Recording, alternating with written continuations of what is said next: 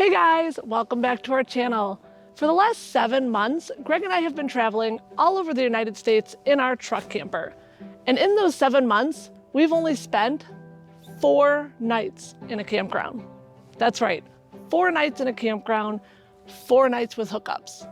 So what were we doing the rest of the time?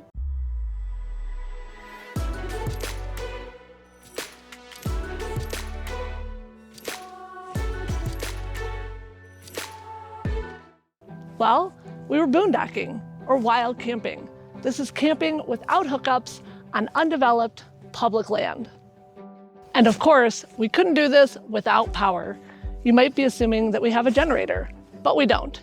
Generators are noisy and bad for the environment. We are 100% powered by solar. We currently have 720 watts of Grape Solar panels on our roof, and we do a lot with it. We're definitely not roughing it.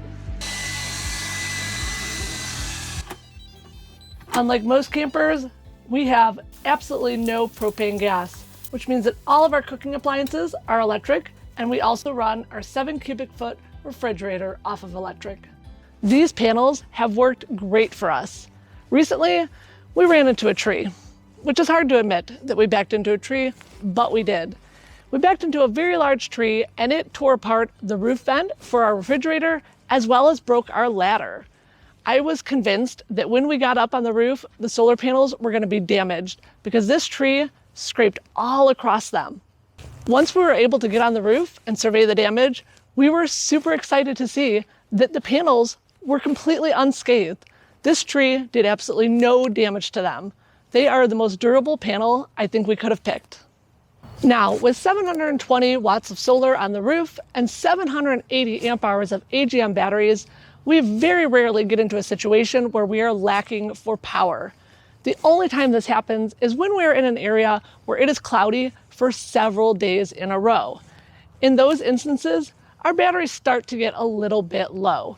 So we decided to add 1 more panel just to help us on those cloudy occasions.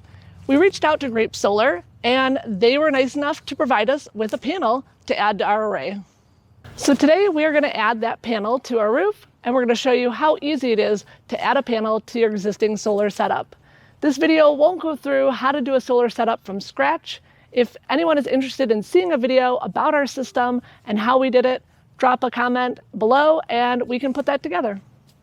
First thing we need to do is move one of our existing panels. So Greg is up on the roof and starting on that part of the project. As you can see, the panels are pretty light and can easily be carried by 1 person. All right, so these are our feet that we're gonna use to attach our panel. We're cleaning them with some acetone, and we're first gonna put down some VHB, 3M VHB tape, which stands for very high bonding.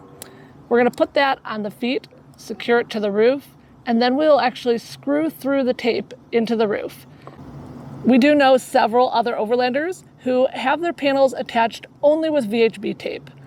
This is a great option if you don't want to drill through your roof, but you're going to need more mounting surface than these feet provide.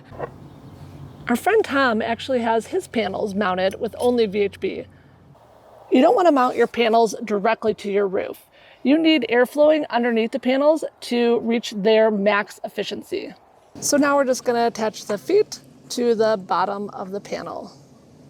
Greg is cleaning the roof with some acetone before we stick the feet down.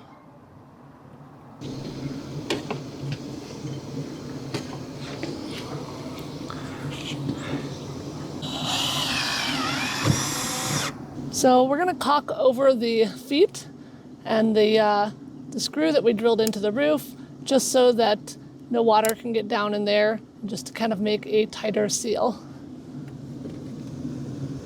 The caulk that we're using is an RV specific self-leveling sealant. So these are your MC4 connectors that are coming off of your panel, both male and female. They are going to connect into 12 gauge solar extension cable.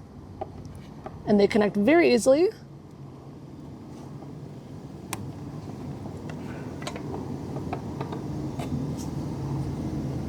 And that's it, you're connected.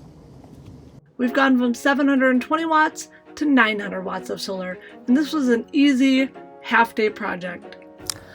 So it has been about a week since we installed our new panel, and today is a perfect example of why we wanted to add this one panel to our existing array on our camper. It is super cloudy right now. We are not expecting to get a lot of sun and a lot of power in today. What we do want is to be able to sustain ourselves during the day for running our electronics, working on the computer, because when it's gray and cold outside, you do spend a lot of time inside. So I'm gonna go inside and show you what we're bringing in, what we're using, and I think you're gonna be surprised. So here's the display for our solar charge controller. As you can see, we're bringing in on this super cloudy day just around 11 amps or 161 watts.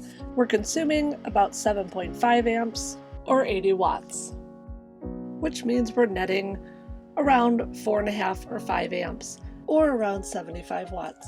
Now these numbers are live, so it's possible by the time I switch screens that the amount of solar, the amount of amps that we're getting in has changed, so don't be surprised if these numbers are a couple of decimal points off.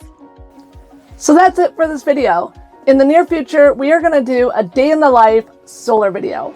We're gonna take you through our whole day and show you how much solar we're getting in, how much we're using, and any ways that we need to adjust to make it all work. So if you'd like to see that video, be sure to click subscribe, hit the bell button, and we'll see you next time. Bye.